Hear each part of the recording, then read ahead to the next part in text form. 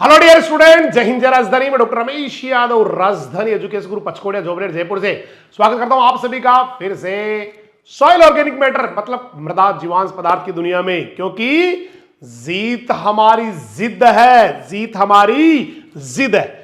तो बिना time waste किए already we are getting too much late, 4 minutes late, so let's start. ये soil organic matter और मार लेते स्टाइल है। बोले तो सॉइल ऑर्गेनिक मैटर की दुनिया में आपका स्वागत है और मार ले। चलिए क्या पढ़ेंगे बताओ आज। मुझे पता है आप चैप्टर में देख के कंफर्म कर चुके हैं, हम लोग पढ़ेंगे कार्बन साइकिल। तो भाई साहब हम लोग आज ये पढ़ेंगे, वीर हमारा रे पढ़ेंगे कार्बन चक्र, लेकिन चक्र तो इंग्लिश में साइकिल के अलावा है। तो आज हम लोग क्या पढ़ेंगे? Carbon cycle, carbon cycle, carbon cycle, carbon cycle, या कार्बन ऑन साइकिल और कार्बन ऑन साइकिल। पढ़ेंगे कार्बन साइकिल, पढ़ेंगे कार्बन साइकिल। तो स्टार्ट करेंगे आज कार्बन साइकिल। चलिए आगे स्टार्ट करते हैं। सबको आता है कार्बन साइकिल, मैनू पता है तेनू आधा है, मैनू पता है तेनू आधा है, सरल पढ़ा है बिल्कुल ही।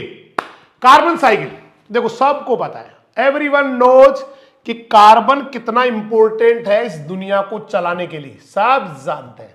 कार्बन ही है जिसकी वजह से प्लांट्स ना फोटोसिंथेसिस करते हैं, कार्बन ही है जो प्लांट में सबसे ज्यादा मिलता है। यह कार्बन यहां सबसे ज्यादा यही रहता है। जितने भी ऑर्गेनिक मैटर है ना, जितने भी ऑर्गेनिक मैटर मतलब प्लांट्स या प्लांट का ऑर्गेनिक मैटर, एनिमल, बहुत कार्बन भरा पड़ा है।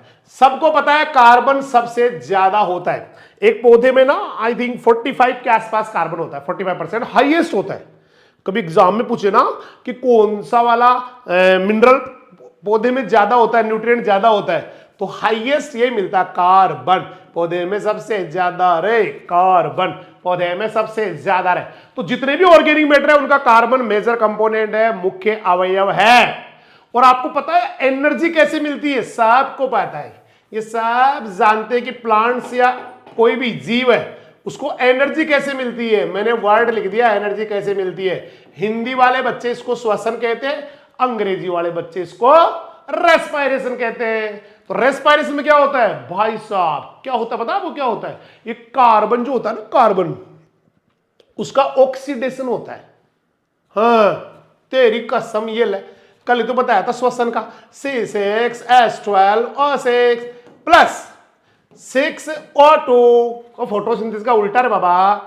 इससे क्या बनता है भाई साहब? ऑक्साइड बन जाते हैं, कार्बन के ऑक्साइड, बोले तो CO2 बन जाती है। 6CO2 प्लस 6H2O प्लस निकलती है एनर्जी। मैं क्यों बोल रहा हूं? इसी एनर्जी की वजह से बोल रहा हूं। आप कैसे बैठे? इसी एनर्जी की वजह से बैठे। पौधे कैसे अपनी पूरी एक्टिविटीज को करते हैं? इसी एनर्जी, या यूं कहे कि जो एनर्जी बनती है ना एटीपी के रूप में। एक ग्लूकोज का मॉलिक्यूल अगर टोटल टूटता है ना तो 38 एटीपी बनती है, या फिर किलो कैलोरी में आई थिंक 673 या 600 कुछ बनती है ना, इस तरह से बनती है। तो कैलोरी में करेंगे तो बाकी एटीपी कितना बन जाता है ग्लूकोज के पूरा टूटने से? 38 एटीपी बनते हैं, 38 एटीपी बनते हैं, वो एनर्जी है। या 673 या 686 है ना, ऐसा कुछ कैलोरी बनती है। कुछ बुक्स में दिया हुआ 673 किलो कैलोरी, किलो कैलोरी या कैलोरी होगा शायद, देख लेना। और तो ये एनर्जी जो है ना बेटा, वो कहां से आती है पता आपको? ये सारी एनर्जी आती है कार्बन के ऑक्सीकरण से। ये देखो यहां कार्बन है, ए त्वाडा कार्बन है, ये इसके साथ हो गया ऑक्सीकरण और बन गया कार्बन का ऑक्साइड, बोले तो कार्बन डाई ऑक्साइड। बढ़ता है कि नहीं?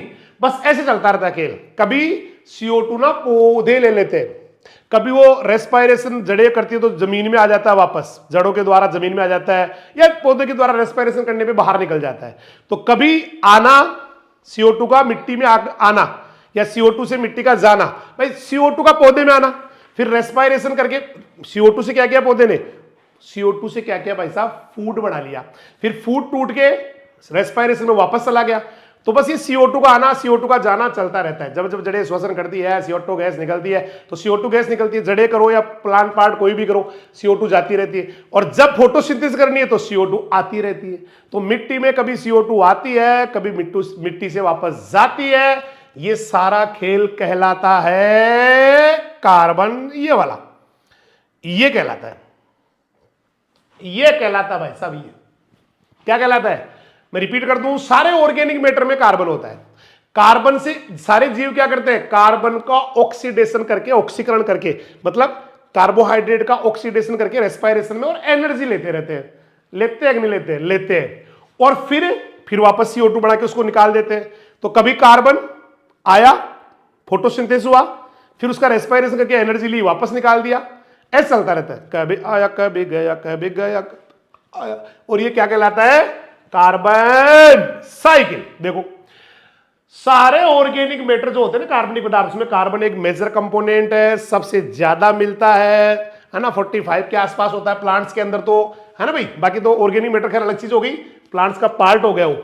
और ये सभी जीव क्या करते हैं, अपनी एनर्जी इसी के ऑक्सीडेशन से, बोले तो कार्बन के ऑक्सीकरण से लेते हैं। तो carbon is an important component of organic matter, all type of organism. कोई भी जीव हो, पेड़ हो, गाय हो, भैंस हो, कुत्ता हो, बिल्ली हो, ऊंट हो, आम हो, अमरूद हो, नींबू हो, कोई भी हो, सभी लोग क्या करते हैं, सभी जीव क्या करते हैं, ये सारे के सारे क्या करते हैं, all type of organism present in the soil. Soil वाले बात करें तो फिर गाय भैंस नहीं आएगी, है ना, वो सारे ऑर्गेनिज्म आ गए सॉइल वाले। उनमें से ज्यादातर क्या करते हैं, तो all types of organism present in the soil obtain most of their required energy. अपनी ज्यादातर एनर्जी किससे लेते हैं, फ्रॉम ऑक्सीडेशन ऑफ कार्बन। ये रिएक्शन आ गई, ये कल वाले रेस्पिरेशन की रिएक्शन आ गई भाई साहब। क्या आ गई, वो कार्बोहाइड्रेट, उसका ऑक्सीडेशन हुआ, तो कार्बन का ऑक्सीडेशन हो गया। कार्बन क्या हो रहा है भाई साहब, CO2 निकल गई ना, C के साथ कार्बन जुड़ गया। ये कार्बन का ऑक्सीडेशन नहीं हो रहा क्या, छोटे बच्चे से पूछ लो आप। ये देखो, ये कार्बन है, इसके साथ यहां पे क्या जुड़ गई, ऑक्सीजन, और बन गया CO2। नहीं बड़ा, ओ भाई इतनी छोटी सी बात है, ये दोनों जुड़े नहीं क्या बाबा, ये दोनों जुड़े नहीं क्या, तभी तो बनी है CO2, तभी तो बनी है CO2। तो सारा जीव तो कार्बन का ऑक्सीडेशन करके लेवे से एनर्जी रसोनियो। इसके बाद बनता क्या है, कार्बन डाइऑक्साइड, मतलब इसके ऑक्साइड, किसके ऑक्साइड, कार्बन के ऑक्साइड बनते। देखो इसके फलस्वरूप इसके मतलब कार्बन की बात चल रही है भाई साहब, कार्बन के ऑक्साइड बन जाते हैं। ये देखो कार्बन के ऑक्साइड वापस बन गए, वो दोबारा बता दिया रिएक्शन। तो क्या मैं अपनी बात समझाने में कामयाब रहा, सर आप तो बहुत अच्छे से कामयाब रहे।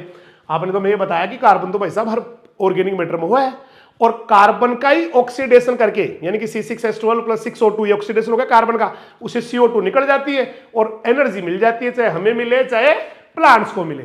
अब ये खेल जो है ना, कार्बन का आना कार्बन का जाना कहलाता है, क्या कहलाता है, कार्बन साइकिल। देखो देखो देखो, मिट्टी में कार्बन आ गया। कैसे आया मिट्टी में कार्बन, जड़ों के रेस्पिरेशन से, है ना भाई। फिर उसके बाद में मिट्टी के बाहर चला गया, फिर वापस ऐसे चलता रहता, बस कभी आना कभी जाना, कभी जाना कभी आना। इसको कंबाइंडली कहते कार्बन साइकिल, कार्बन साइकिल। कभी एनवायरनमेंट में चला गया, कभी मिट्टी में आ गया, कभी पौधे में आ गया, कभी एनवायरनमेंट में, ऐसा चलता था, भाग चलता रहता। देखो कभी एटमॉस्फेयर में आ गया, कभी ओशियन में आ गया, कभी मिट्टी पे आ गया, कभी जीव के अंदर आ गया, बस चलता रहता है। देखो मृदा के अंदर और मृदा के बाहर कार्बन तत्व में जो परिवर्तन होते रहते हैं, कभी वो CO2 बनता है, कभी वो कार्बोहाइड्रेट बनता है। इन परिवर्तनों को सामूहिक रूप से कार्बन साइकिल कहते हैं। इंग्लिश में बोले तो the collectively form of a various changes takes place in the carbon element inside and outside the soil is called the carbon cycle. एक डेफिनेशन और है, the carbon cycle refers to the collective process, एक combined process है that transfer carbon between atmosphere, ocean वातावरण और समुद्रों में, land मिट्टी में, एंड लिविंग ऑर्गेनिज्म, इनमें चलता रहता है। कभी एनवायरनमेंट में आता है, कभी ये मिट्टी में आता है, कभी ये पानी में आता है, कभी ये जीवों में आता है, आता जाता रहता है। इसी को कार्बन साइकिल कहते। इसे क्या बोलते हैं, कार्बन साइकिल, कार्बन साइकिल, इसी को बोलना है कार्बन साइकिल। मैनू ऐसा क्यों लग गया सजाने, तेरे समझ में आ रहा से, आ रहा से भाई साहब, आ रहा से। चलो ठीक है, ये देखो, ये आपकी बुक में बना हुआ है, मुझे नहीं पता आपको दिख रहा है कि नहीं दिख रहा है। एक बार दिखाओ जी, थोड़ा सा क्लोज व्यू दो जी, इसका साफ सा करो जी, इसको दिख रहा है। हालांकि बुक में थोड़ा सा इसको उल्टा बनाया हुआ है, या हो सकता है मैंने बुक से इसको उल्टा बना दिया है ना। सही दिख रहा है, बढ़िया तगड़ा दिख रहा है, तगड़ा। ये देखो ये, हाँ दिख रहा है, दिख रहा है, शानदार दिख रहा है। पर वो ये नीचे ऊपर कट रहा है, ना कट रहा, ऊपर देखो, ऊपर कट रही है कैमरे में से कार्बन डाइऑक्साइड, ये बोर्ड कट रहा है ऊपर से, ऊपर कट रहा है बोर्ड, कार्बन डाइऑक्साइड। कैमरे की सेटिंग सही करो, है ना, पूरा नहीं दिख रहा ऊपर से, दिख रहा है अब सही, अब शानदार दिख रहा है। ठीक है, देखो सारी की सारी कहानी आपको बताया तो मैं, आप अपनी बुक में, इसमें बुक में क्या है, ये इसको ना, यहां देखो ये इसको नीचे बना रखा है, इसको ऊपर बना रखा है, तो मैंने थोड़ा सा इसको यूं कर दिया, थोड़ा परफेक्ट सा, मेरे हिसाब से परफेक्ट कर दिया भाई। एनवायरमेंट वाला तो मैंने इसको ऊपर बना दिया, किसी को दिक्कत है तो है भाई साहब, इसमें कुछ हो नहीं सकता। ये डायग्राम बनाना ऐसे कैसे, हर बच्चे को में चेक करूंगा मैं। देखो ये एनवायरमेंट में CO2 है, अब CO2 ना भाई साहब ये क्यों हो रहा है, ये यहां पे क्या बना हुआ है, ये मिट्टी के अंदर का खेल है। मिट्टी में, ऑर्गेनिक मैटर में, माइक्रोबियल सेल्स में, यानी कि माइक्रोब्स के अंदर, और कचरे के अंदर है। यहां पर ये एनिमल के अंदर है, एनिमल कार्बन, यहां पर हो गया प्लांट के अंदर है, करेक्ट है। अब देखो कैसे कैसे आता है, पहले तो देखो कोई एनिमल है, एनिमल ने क्या किया, रेस्पायरेशन किया, मैं तो श्वास ले रहा था, फिर उसमें बाहर CO2 निकाल रहा था। तो ये रिएक्शन किसकी है, ये देखो यहां पर क्या लिखा हुआ है, एनिमल लिक्विड है, एनिमल जंतु कार्बन, जंतुओं के अंदर, हमारी बॉडी के अंदर है, गाय भैंस कुत्ते बिल्ली इनके भी है, और इनका क्या निकल के चला गया, ये कार्बन चला गया एनवायरमेंट में, गया कि नहीं गया, नहीं गया, देखो से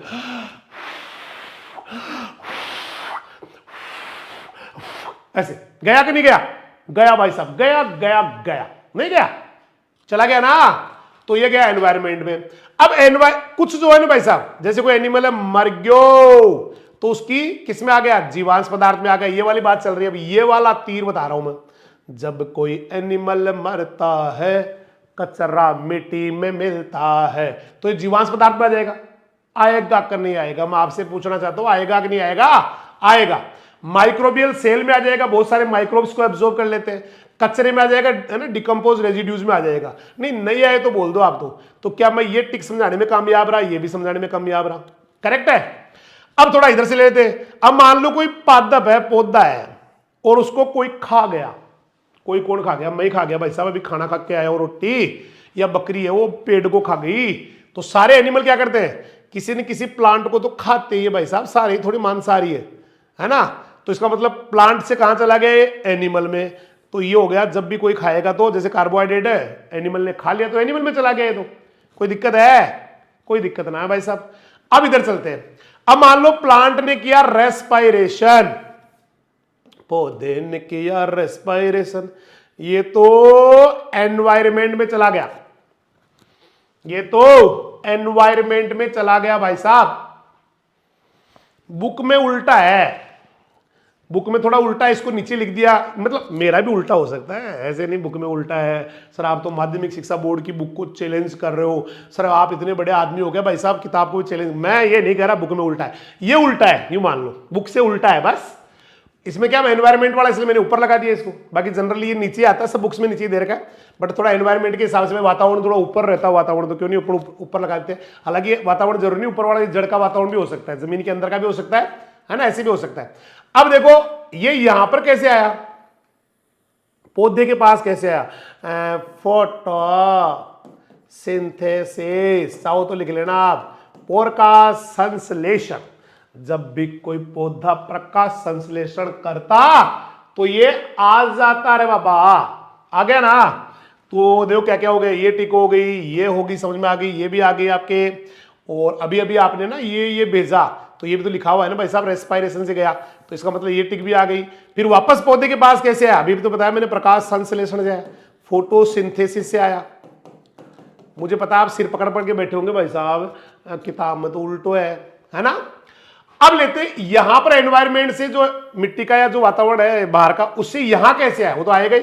ये माइक्रोब्स लेंगे नहीं क्या भाई साहब, बहुत सारे ऐसे माइक्रोब है जो खुद ही फोटोसिंथेसिस करते हैं, जिनको आप ऑटोट्रॉप्स कहते हैं, स्वपोषी कहते हैं। लाइक कुछ बैक्टीरिया प्रकाश संश्लेषण करते हैं, बहुत सारी एल्गी करती है, तो इसके द्वारा क्या होगा, ये जीवांश पदार्थ में आ जाएगा या माइक्रोब की सेल में आ जाएगा या उसमें आ जाएगा। अब यहां से यहां कैसे गया, तो ये गया माइक्रोबियल रेस्पायरेशन से। मैनू तो मस्त समझ में आ गयो, मैनू तो मत जो भी आ गयो। आपको स्क्रीनशॉट लेना है ना सीधा सीधा देखने के लिए तो ले सकते हैं आप। तो क्या मैं अपनी बात समझाने में कामयाब रहा? मुझे लगता है मैं बहुत ज्यादा कामयाब रहा कि भाई जंतु ने रेस्पायरेशन किया तो एनवायरनमेंट में चला गया, एनवायरनमेंट से किसी पौधे ने लिया तो वापस फोटोसिंथेसिस वापस आ गया, पौधे को एनिमल खा गया तो जंतु मर गया तो सीधा उसके ऑर्गेनिक मैटर में कचरे में सड़े हुए उसमें चला गया। फिर यहां पर क्या हो रहा है, यहां से वापस कैसे गया, किसी माइक्रोब ने रेस्पायरेशन किया, हाँ ये तो बताया नहीं मैंने, किसी माइक्रोबियल रेस्पायरेशन या सूक्ष्म जीव ने रेस्पायरेशन किया, वापस एनवायरनमेंट में चला गया। किसी माइक्रोब ने फोटोसिंथेसिस किया, माइक्रोब ने या सूक्ष्म जीव ने, तो वापस है ना सूक्ष्म जीवों की कोशिका में आ गया। और कोई पौधा मर गया, ये नहीं बताया, हाँ कोई पौधा मर गया तो वापस सड़े हुए पदार्थ में चला जाता, मतलब कचरे में चला जाता है। तो ये काफी घूमता रहता है, और मेरे को तो ऐसे, और आपको भी समझ में आ गया होगा, नहीं है और बताऊंगे, आ गया। चलो थोड़ा सा और इधर से एक डायग्राम और है, कलरफुल डायग्राम समझते हैं, ठीक है, पर ये दिख ना रहा होगा, हमको दिख ना रहा होगा। ये देखो, ये CO2 एनवायरमेंट वाली है, ये तो पता है सर, अभी तो बोला आपने एनवायरमेंट वाली है, तुम्हारी एनवायरमेंट वाली CO2 है। ये फोटोसिंथेसिस देखो यहां लिखा हुआ है, फोटोसिंथेसिस कहां पर आ गई, ये पौधे के पास आ गए, यहां पे दिख नहीं रहा तो बता दूं, यहां पे लिखा हुआ है फोटो, इस पेड़ के पास कैसे आए, फोटोसिंथेसिस से आया, करेक्ट। फिर यहां पे लिखा है ऑर्गेनिक कार्बन, यानी कि कोई जीव जंतु मरता है सड़ता है तो उसका कार्बन निकल के, जब जब जीवाणु सड़ता है CO2 गैस निकलती है तो वापस एनवायरमेंट में चला गया। फिर यहाँ पे कोई एनिमल ने रेस्पायरेशन, कोई गाय बड़ी हुई बड़ी सुंदर सी है ना, एक नाई धोई सी गाय, ब्रश की हुई सी, इस गाय ने रेस्पायरेशन किया, मतलब किसी एनिमल ने रेस्पायरेशन किया तो फिर ये वातावरण में चला गया। इसने रेस्पायरेशन पेड़ ने किया तो फिर एनवायरमेंट में चला गया। तो ये तो कौन हो गया, एनिमल रेस्पायरेशन। ये क्या हो गया इधर वाला, प्लांट रेस्पायरेशन, ठीक है। इसके बाद में इधर देखो ये dead and decay organic matter पड़ा हुआ है, कचरा पड़ा हुआ भाई साहब, नीचे भी कछु कचरो पड़ो है, नीचे भी कछु कचरो है, देखो dead organic and waste material पड़ा हुआ है ना। तो अगर ये यहां पर देखो रूट रेस्पायरेशन करेगी, या इस गाय ने, मान लो ये गाय मर गई भाई साहब, कोई एनिमल मर गया तो फिर dead and decay organic matter में आ गए तो, और अब ये कचरा सड़ रहा है, डेड ऑर्गेनिक मैटर है, तो भाई साहब ये तो निकल के जाएगा कि ना जाएगा एनवायरमेंट में, ऐसे आ जाएगा। या फिर कोई डीके ऑर्गेनिज्म है, मतलब किसी ऑर्गेनिज्म ने सड़ाया ना, डीके ऑर्गेनिज्म मतलब जो डिकम्पोजिशन करने वाले हैं, तो वो इसको सड़ा के, पौधे को सड़ा के भी तो ला सकते हैं अंदर। ऐसे कभी कभी ये नीचे फोसिल्स में चला जाता है। भाई साहब मैंने तो तगड़ा समझ में आ गया, एक बार फिर से समझाता हूं मैं आपको, देखो ध्यान देना, शब्दों पे ध्यान दीजिएगा गालिब, मस्त समझ में आएगा। ये तेरा पेड़ है, पेड़ को CO2 चाहेगा जब फोटोसिंथेसिस करवाएगा, क्या करवाएगा, फोटोसिंथेसिस। इधर कोई ऑर्गेनिक मैटर सड़ेगा, लिखा हुआ है ऑर्गेनिक कार्बन, मतलब ऑर्गेनिक मैटर के अंदर कार्बन है, तो वो CO2 के रूप में एनवायरनमेंट में सड़ेगा तो निकल जाएगा। कोई एनिमल रेस्पायरेशन करेगा, यहां पे क्या लिखा हुआ है, पशुओं में श्वसन, एनिमल रेस्पायरेशन है ना, पशुओं में, जंतुओं में श्वसन कह दो, चलो जंतुओं में श्वसन, यहां पे मैं हिंदी में लिख देता हूं जंतु श्वसन, तो ये एनवायरनमेंट में गया। यहां पर क्या लिखा, ऑर्गेनिक कार्बन, यानी कि जैविक कार्बन, जीवों के अंदर होता है ना, जीवांश में, जीवांश कार्बन है, जैविक कार्बन या कार्बनिक कार्बन है, कार्बनिक कार्बन नहीं होता क्या प्रोटीन के अंदर है ना, इसमें प्रोटीन में, इनमें, हाँ इनमें होता है। फिर इधर देखो किसी, ये कहां से आया ये तीर, ये प्लांट के रेस्पायरेशन से, ये किससे आ गया, पादप श्वसन से आ गया, पादप श्वसन। फिर ये कहां से आई, जब भी कोई ऑर्गेनिक मैटर सड़ता, जब जीवाणु सड़ता है, यहां पर जीवाणु से ऑर्गेनिक मैटर, जब जीवाणु सड़ता है CO2 गैस निकलती है, करेक्ट भाई। फिर कोई फैक्ट्री है, मान लो उस फैक्ट्री ने कचरा वो निकाला, पोल्यूशन किया, देखो लिखा है ऑटो एंड फैक्ट्री इमिशन, यानी उद्योगों से आ गए, मान लो एक तरह से फैक्ट्रियों से आ गए, ये उद्योग से आ गया, ठीक है। ये कोई कचरा या फोसिल्स जमीन के अंदर सड़ते हैं, उनसे आ गए। फोसिल्स फ्यूल जानते हो, जैसे पेट्रोल डीजल लेके आ गए तो उनसे आ गए। फोसिल फ्यूल, नीचे फोसिल फ्यूल एंड फोसिल्स दोनों लिखा हुआ है, जीवाश्म और जीवाश्म ईंधन, जैसे पेट्रोल डीजल ये फोसिल फ्यूल होते हैं, तो ये जब जलते हैं ना फैक्ट्रियों में तो फिर इससे निकल के आ जाता है उद्योगों से। इधर जो है ना सड़ता हुआ ऑर्गेनिक मैटर है, सड़ेगा तो फिर इसके अंदर कचरे में आ जाएगा कार्बन, ऐसे भाई साहब ये चलता रहता है भाई, घूमता रहता है, कभी आना कभी जाना, कभी जाना कभी आना, समझ में आना कि नहीं आना मुझे नहीं पता, आपको आया आया ना। इधर देखो लाइट भगवान सूर्य नारायण जी भी है यहाँ पर, जो प्रॉपर लाइट दे रहे हैं फोटोसिंथेसिस करने के लिए। ये देखो लाइट देने में लगे हुए हैं। तो क्या मैं समझा पाया, कुछ आया समझ में आपके? आ गया, बधाई। बस ये कार्बन ऐसे ही घूमता रहता है, रुकता ना है, रुकता ना है भाई जी, घूम तो फिर है चरमेर, कभी पौधे में जाता है कभी वापस आ जाता है, ऐसे चलता रहता है। करेक्ट है। चलिए आगे बढ़ जाते हैं।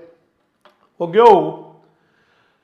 अब देखो इसको थोड़ा और समझने की कोशिश करते हैं। एक तो CO2 कैसे कैसे निकलती है, पहला पढ़ेंगे रिलीज ऑफ CO2 कैसे कैसे निकलती है। जब जब जीवाणु सड़ता है CO2 गैस निकलती है, डायग्राम भी यही कहती है, जब भी कोई कचरा सड़ता CO2 गैस निकलती है। वो याद है सबको, देखो पादप अवशेषों के यौगिक जो होते हैं ना, कंपाउंड्स, कार्बोहाइड्रेट, प्रोटीन्स, ये जब भी सड़े, कल निकाले नहीं थे क्या अपन ने, CO2 और वाटर, CO2 वाटर सब में से निकले थे लगभग। तो पादप अवशेषों के जो यौगिक है, मतलब कंपाउंड से लाइक कार्बोहाइड्रेट, प्रोटीन्स, इनके सड़ने से CO2 निकलती रहती है। या यूं कह दो ना अपने वाला डायलॉग, जब जब जीवाणु सड़ता है CO2 गैस निकलती है। भाई आपको CO2 तो निकालनी है, हेडिंग क्या है इसकी, कार्बन, ये कार्बन साइकिल चल रहा है। ओ सर हमें लगा चेंज हो गया, अरे चेंज ना हुआ, कार्बन साइकिल है। तो carbon dioxide is release from the breakdown या decomposition of the compounds of plant residues और रिमेन्स। तो जब जब जीवाणु सड़ता है CO2 गैस निकलती है। और भी तरीका है भाई साहब निकलने का, मिट्टी में से भी निकलती रहती है। इस गैस के उत्सर्जन का एक मुख्य स्रोत है मृदा, मिट्टी में से भी निकलते हैं, थोड़ी थोड़ी जड़ों से भी निकलती है, जड़ें शोषण करती है, निकालती रहती है, थोड़ी बरसात के साथ भी आ जाती है मिट्टी में। और बरसात के साथ मिट्टी में कैसे आ जाती है CO2? यस, एनवायरमेंट से आती है। और ऐसे नहीं तो वैसे आ जाती है। कैसे आती है बताओ? कि ऊपर CO2 है, पानी के साथ रिएक्शन करके कार्बोनिक एसिड बन गया, अम्ल वर्षा के साथ, अम्ल वर्षा में 3 अम्ल आवा है मोटा मोटा, हालांकि आओ तो मोटा 2 ही है, H2SO4 और HNO3, लेकिन थोड़ा कार्बनिक एसिड भी आता है, तो यूं भी आता रहता है। तो देखो कहां से आया, एनवायरमेंट में कहां से आया, कहां से आया है कार्बन? एक तो मिट्टी में से आया, अब मिट्टी में है ना निकलता रहता है, थोड़ा जड़ों से रेस्पिरेशन से आया, थोड़ा बरसात के पानी के साथ आया, है ना, अब की बारी मिट्टी में आ गया, है ना। मिट्टी में कहां से आया? तो मिट्टी, ये कह रहा ना मिट्टी से ज्यादा निकलता है, लेकिन मिट्टी में कहां से आया? जड़ों के श्वसन से आया। जब जब जड़ें श्वसन करती है CO2 गैस निकलता है। थोड़ा मिट्टी में और कहां से, मिट्टी के अंदर आ रहा है ना उल्टा, तो ये कहां से आया? फिर बरसात के पानी से आया। बरसात के पानी से कैसे आया? मैंने बताया आपको, बताया कैसे आया, बताओ कैसे आया? कोई किसके समझ में आ गया कैसे आया? ये ना, ये ना, देखो देखो ये ऐसे आया, ऐसे आया। आपको ध्यान है अम्ल वर्षा किसने नाम सुना? रॉबर्ट एंगस ने दिया था, acid rain, acid rain, acid अम्ल वर्षा। अम्ल वर्षा में 3 अम्ल होते हैं बेटा, एक तो होता है तेरा H2SO4, सबसे ज्यादा यही होता है 60 से 70%, फिर 30 से 40% होता है HNO3 जिसको आप नाइट्रिक एसिड बोलते हो, 30 to 40%, थोड़ा बहुत होता है H2CO3 कार्बोनिक एसिड। ये कार्बोनिक एसिड कैसे बन के आता है पता? ऊपर से जब जब जीवाणु, मतलब ऊपर CO2 जो होती है ना एनवायरमेंट में, जीरो, कितनी एनवायरमेंट में मैंने बता रखा कई बार, एनवायरमेंट में CO2 है 0.04% CO2 इन एनवायरमेंट। और सोइल में कितनी है? सोइल में बताया था आपको, कई बार बता दिया, सोइल में है इन सोइल 0.3%, है ना, 0.22, 0.3 भी है, ऐसे है। तो ये एनवायरमेंट का तो 0.04 है ना, एक्चुअली बुक्स में ये लिखा हुआ ऐसे नहीं है, बुक्स में तो कितना लिखा हुआ है? ये 0.04 नहीं है, बुक्स में तो कितना लिखा हुआ है? 0.03% लिखा हुआ है पुराना जो है ना। तो ये ऊपर का ऊपर ही वाटर से रिएक्ट करता है और कार्बोनिक एसिड बन के आगे गिर जाता है। तो मैं आपसे पूछूं भाई कहां कहां से? मिट्टी में, मिट्टी इसका मेजर सोर्स है, मिट्टी से बहुत निकलता है कार्बन, लेकिन मिट्टी में कहां से आता है? या तो जड़ें निकालती है श्वसन से, या बरसात के पानी से आता है, ठीक है। अब मिट्टी से निकल के जाएगा कहां? वो तो एनवायरमेंट में जाएगा, वो तो वापस कहां जाएगा? CO2 क्या होती है? बहुत ज्यादा मिट्टी में से निकलती है और एनवायरमेंट में, वायुमंडल में चली जाती और वापस पौधे ले लेते हैं इसको। पौधे कैसे लेंगे? प्रकाश संश्लेषण, फोटोसिंथेसिस। नहीं लेंगे पौधे, ये देखो पौधे वापस ले लेंगे भाई साहब है, साहब है, साहब है। तो carbon dioxide is release from the soil in large quantity and gate mixed in the atmosphere, वातावरण में जाके मिक्स हो जाती है। फिर वापस को प्लांट्स ले लेते हैं। वापस कैसे प्लांट्स लेते हैं? 6 सिलेंडर से आड़ो, 6 बाल्टी पानी की, हरे पौधे को दे आओ। यहां पर एक तो लाइट होना जरूरी है भाई साहब, प्रकाश होना जरूरी है, एक क्लोरोफिल होना जरूरी है। हरे पौधे को दे आओ, आम 15 दिन में ले आओ, C6H12O6 प्लस 6O2। बधाई हो, बधाई हो, फोटोसिंथेसिस से पौधे ने वापस ले लिया इसको। समझ में आ गया? इससे साइकिल पूरा हो गया। बताओ साइकिल कैसे पूरा हुआ? कि भाई साहब है ना, कचरा सड़ा CO2 निकली, मिट्टी में से CO2 निकली, है ना, कचरा सड़ा CO2 निकली, मिट्टी में से CO2 निकली। अब कोई कहे मिट्टी में कहां से है? तो जड़ों के रेस्पायरेशन से आई, बरसात के साथ आई, फिर ये निकल के एनवायरमेंट में चली गई, एनवायरमेंट में से पौधों ने ले लिया। तो इस प्रकार से ना एक साइकिल तो तुम्हारा पूरा हो गया।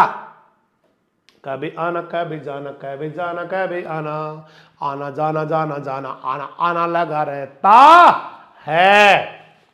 ठीक है, हालांकि साइकिल पूरा नहीं हुआ, लेकिन ये घूमना इसका पूरा हो गया। चलिए थोड़ा और बात करते हैं। क्या सिर्फ यही थोड़ी भाई गया और आ गया, कुछ और भी होता है। चलो थोड़ा मिट्टी में ले जाते हैं इसको, थोड़ा ना CO2 को अपन मिट्टी में लेके जाते हैं और CO2 को वाटर से रिएक्ट करवाते हैं। आता है किसी को वाटर से? कल परसों मैंने पढ़ाया था, कल परसों मैंने फर्स्ट चैप्टर के अंदर पढ़ाया था। वो जरा याद पुरानी बातें कर लो। ये तो खैर एनवायरमेंट में गया, मिट्टी में आ गया, पौधों ने ले लिया, चक्कर तो साइकिल तो पूरा हो गया। लेकिन यूं भी तो होता है मिट्टी में कि भाई साहब जब जब जीवाणु सड़ता है, CO2 गैस निकलती है, जल से क्रिया करती है, कार्बोनिक एसिड बढ़ाती है। ये कौन है सर? ये तो कार्बोनिक एसिड है। फिर याद करो तो कार्बोनिक एसिड के साथ क्या हुआ था? ये मिट्टी में गई और कैल्शियम से रिएक्ट किया था इसने, चट्टू CO3, जिसको आप क्या कह रहे हैं भाई साहब? कार्बोनिक एसिड कह रहे हैं। इसने क्या किया था? कैल्शियम से रिएक्ट किया था, मिट्टी के कैल्शियम से, और ये बन गया था कैल्शियम बाइकार्बोनेट। कैल्शियम बाइकार्बोनेट, इसका नाम क्या है सर? इसका तो कैल्शियम बाइकार्बोनेट है। मैंने आता है, ये तो सबको आता है, मुझे पता है, छोटे छोटे बच्चों को आता है। अब तो बड़े जिम्मेदार बच्चे हैं। अब कैल्शियम बाइकार्बोनेट के साथ अगर वापस CO2 रिएक्शन कर ले तो, वापस मान लो CO2 के साथ रिएक्ट कर ले तो ये बन जाएगा आपका कैल्शियम कार्बोनेट। अब कोई बता सकता है ये रिएक्शन कहां आई थी? कोई है जो ये बताते ये रिएक्शन कहां आई थी? कोई है? मैं बताऊं कहां आई थी? कार्बोनेशन। एक नहीं आया था कि CaCO3 का आके इकट्ठा होना पहले चैप्टर के अंदर आया था, ये वाली देखो। तो कार्बन डाइऑक्साइड की थोड़ी मात्रा मिट्टी में पानी के साथ जुड़ेगी, कार्बोनिक एसिड। फिर कार्बोनिक एसिड कैल्शियम, पोटेशियम या किसी भी बेस के साथ जुड़ेगा, या तो उसका पहले क्या बनाया इसने? बाइकार्बोनेट बनाया, और बाइकार्बोनेट से कार्बोनेट बनाया। मैंने दोनों रिएक्शन समझा दिया आपको। A small quantity of carbon dioxide react with water in the soil to form carbonic acid. आई क्या समझ में? और कार्बन फिर क्या करती है आगे? And carbonates and bicarbonates of calcium, potassium and other salt या अदर बेस आर फॉर्म्ड। ये पूरा नहीं हुआ। A small quantity of carbon dioxide reacts with water, ये सही, in the soil to form carbonic acid, correct, न्याय की बात। फिर and carbonate and bicarbonate of calcium, potassium and other bases, यहां पे थोड़ा सही कर लेना, बेसेज आर फॉर्म्ड। फोटो किस लिए? ऐसे कर लेना। क्या बन जाता है?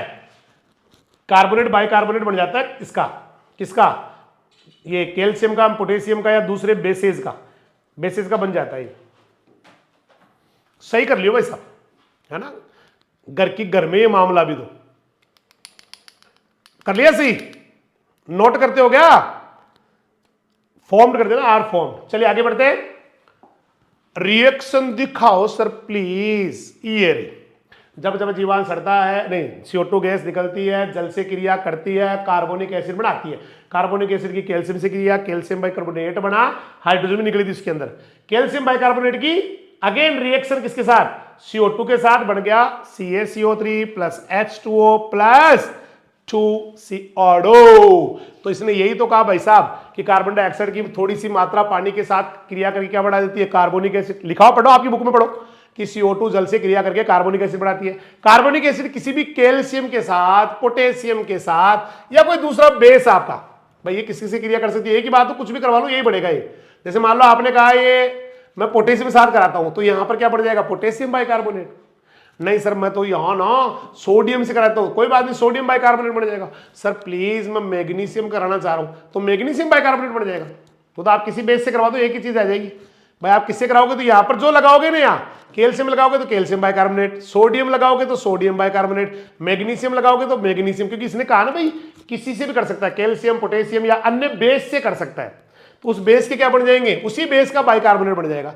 प्लस फिर उसी बेस का बाइकार्बोनेट, मान लो ये पोटेशियम, कुछ भी लगा लो, यहाँ पोटेशियम लगा लो, मैग्नीशियम, कैल्शियम कुछ भी लगा लो, CO2 से वापस रिएक्ट करेगा तो उसका कार्बोनेट बन जाएगा। तो पहले क्या बन गया, उस बेस का बाइकार्बोनेट, और बाद में क्या बन गया, कार्बोनेट। समझ में आगो काई, रिएक्शन लिख लो रे बाबा, पढ़ाया हुआ है पहले, आप पुराने नोट्स में भी जाके देख लेना चाहिए।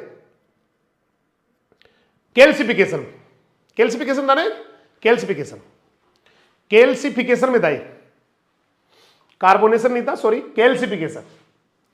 कैल्शियम कार्बोनेट का आके जमा होना, उसका रिएक्शन है, उसमें फाइनली कैल्शियम कार्बोनेट ही बना था। कैल्सिफिकेशन हिंदी में लिखा हुआ कैल्सीकरण है ना, फिर डिकैल्सिफिकेशन भी आया था बाद में, डिकैल्सीकरण से आया था, डिकैल्सिफिकेशन या विकैल्सीकरण ऐसा कुछ था।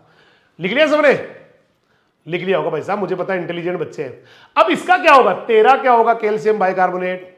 तो कैल्शियम बाइकार्बोनेट पता है आपको क्या होता है, वाटर सोल्यूबल होता है। तो कई बार तो क्या होता है, ये लीचिंग हो जाता है, सीधा का सीधा ही लीचिंग हो जाता है। एकमात्र घुलने वाला चूना कैल्शियम बाइकार्बोनेट, घुलने वाला चूना सोल्यूबल लाइम, इसकी लीचिंग हो जाती है। ये पानी के साथ चला जाएगा, ड्रेनेज हो जाएगा इसका, या फिर कोई पौधे ले लेंगे कहीं, इसको ज्यादा यही घुलता है, ये नहीं घुलता इतना, ये तो नहीं घुलेगा बिल्कुल भी, ये घुलेगा। ठीक है, ये लिखा हुआ देखो कि ये जो लवण बनेंगे ना, भी आपने बनाया कैल्शियम बाइकार्बोनेट या कैल्शियम कार्बोनेट या मैग्नीशियम कार्बोनेट, मैग्नीशियम बाइकार्बोनेट या पोटेशियम कार्बोनेट, पोटेशियम बाइकार्बोनेट, या जो भी आपने सोडियम कार्बोनेट, सोडियम बाइकार्बोनेट, ये लवण क्या होंगे, पानी में घुलने वाले होते हैं, बाइकार्बोनेट वाले सारे बाइकार्बोनेट घुलेंगे, और जल निकास यानी पानी के साथ जब पानी नीचे जाएगा तो उसके साथ ये भी चले जाएंगे, या फिर बाहर निकल जाएंगे पानी के साथ। और कई बार इसको पौधे भी यूज कर लेते हैं। तो दीज साल्ट, ये दीज साल्ट क्या है भाई साहब, मैं ना समझो, आप ये कह रहे हो ना ये लवण है, ये लवण कौन है भाई साहब, ये दीज साल्ट कौन है, अभी तो बताया भाई साहब, कैल्शियम बाइकार्बोनेट या मैग्नीशियम बाइकार्बोनेट। अगर वहां पर आप मैग्नीशियम लेते हो magnesium bicarbonate, potassium bicarbonate, sodium bicarbonate, जो भी लेना चाहो, या कार्बोनेट है ना, ये वाले ये क्या करते हैं, पानी के साथ घुलते हैं, बाइकार्बोनेट सारे घुलते हैं, तो या तो लीचिंग हो जाएगी उनकी, या फिर पानी जब नीचे जाएगा या बाहर जाएगा उसके साथ जल निकास के साथ चले जाएंगे, या फिर कैल्शियम वगैरह कई पौधे भी इसको यूज कर लेते हैं क्योंकि सोल्यूबल फॉर्म में है। ठीक है, और जब मान लो किसी पौधे ने एब्जॉर्ब किया तो क्या हुआ, ये पौधे के अंदर आ गया, फिर से डायरेक्टली देखो, इस प्रकार कार्बन की अल्प मात्रा पौधों के अंदर भी चली जाती है। तो this way a small quantity of carbon enters to the absorb by the plants. ठीक है भाई साहब, जो बड़े पौधे होते हैं वो कार्बन की ज्यादातर जो मात्रा है ना, वो फोटोसिंथेसिस के लिए लेते हैं ये वाला। उच्च पौधों में कार्बन की अधिकांश मात्रा ऐसे डायरेक्ट जो जमीन से ले रहे हैं ना, इतना नहीं होता वो। तो कैल्शियम उच्च पौधों में उपस्थित कार्बन की अधिकांश मात्रा प्रकाश संश्लेषण द्वारा ही वायुमंडल से ली जाती है। नहीं लेते, वो लेते भाई साहब है, लेते लेते लेते लेते लेते है ना, लेते। देखो 6 सिलेंडर से आड़ू 6 बाल्टी पानी की, हरे पौधे को दिया हो, लेकिन उसके लिए क्या चाहिए यहां पर, लाइट। यहां पे क्या चाहिए, पर्णहरित, क्लोरोफिल। बनाएगा क्या सर, C6H12O6 प्लस 6O2, यही बनाएगा भाई साहब है। ठीक है, तो कार्बन साइकिल तो पूरे हो गिरा बापू, देखो लिखा गया 6CO2 प्लस 6H2O, इससे बढ़ जाएगा, क्या बढ़ जाएगा, C6H12O6, बढ़ेगा ना भाई साहब है, बढ़ेगा है ना। तो ज्यादातर जो CO2 होती है ना, ये वाली, ये कहां से ली जाती है, एनवायरमेंट से, देखो वायुमंडल से लेते हैं ये CO2 ज्यादातर पौधे। और यहां पर क्या लगा लेंगे, लाइट लिख देंगे यहां पर, और यहां पर नीचे लिख देंगे क्लोरोफिल, और ये बन जाएगा आपका 6 सिलेंडर सी ऑडो। 6 बाल्टे पानी की हरे पौधे को दे आओ, आम 15 दिन में ले आओ, लेकिन पेड़ आम का होना चाहिए। आंकड़ा के तो पड्डा लागे से, आंकड़ा के तो पड्डा लागे से, आंकड़ा के तो पड्डा लागे से। करेक्ट। तो ज्यादातर जो कार्बन लेते हैं ना इसमें फोटोसिंथेसिस के लिए, वो ज्यादातर एनवायरनमेंट से लेते हैं। कार्बन साइकिल तो पूरी हो गिरा बापो, कार्बन साइकिल तो पूरी हो गिरा बापो। अब शुरू करते हैं। हुमस बीरा रे जलमती की मर गई माई, बाप मारो साधु वे ग्योरे। नया टॉपिक आ गया, हुमस। जब भी कोई जीवांश पदार्थ होता है उसका पूरा अपघटन होता है, फुली डिकम्पोजिशन होता है, तो गहरे भूरे रंग का या काले रंग का कोलोइडल सबस्टांस बनता है, कोलाइडी पदार्थ बनता है, उसी को हुमस कहते हैं। तो मृदा में जीवांश पदार्थ के विच्छेदन से गहरे भूरे या काले रंग का कोलाइडी पदार्थ बनता है।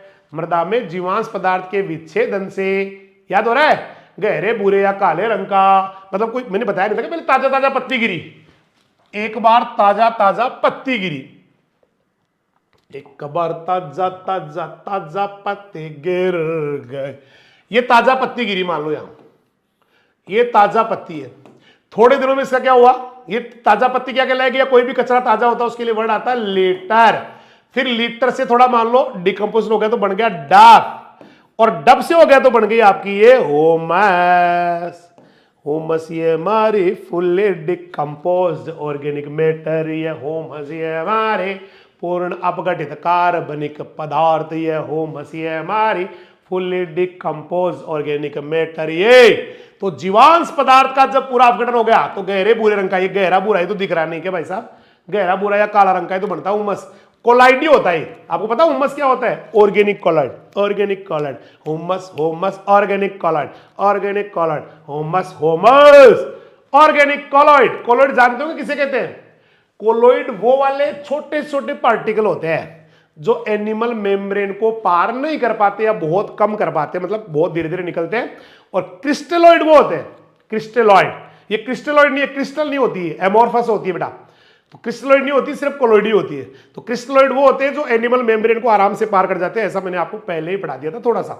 चलिए एक साइंटिस्ट आते हैं, महान साइंटिस्ट से मिलवाते हैं आपको, जिन्होंने इसको डिफाइन किया, बकमन और ब्रेडी, बकमन और ब्रेडी, बकमन और ब्रेडी। किसी को याद हो बकमन ब्रेडी ने सॉइल का डेफिनेशन भी दिया था, सॉइल सॉइल सॉइल, ध्यान है किसी को, सॉइल को भी डिफाइन किया था इन्होंने कहा था बेकमैन ब्रेडी कह दो, बकमन ब्रेडी कह दो, एक बार है कि हुमस भूरे या गहरे भूरे रंग का अक्रिस्टलीय, ये शब्द बड़ा इंपॉर्टेंट है, क्रिस्टलीय नहीं होता हुमस, हुमस के कभी भी पार्टिकल का कोई शेप जो है ना इस तरह नहीं आता है, क्रिस्टल टाइप में नहीं होता है, ये एमोर्फस होता है, नॉन क्रिस्टलाइन कह दो, या इसके लिए टेक्निकल वर्ड आता है एमोर्फस, एमोर्फस एमोर्फस एमोर्फस, मतलब कोई शेप नहीं होती है ना भाई।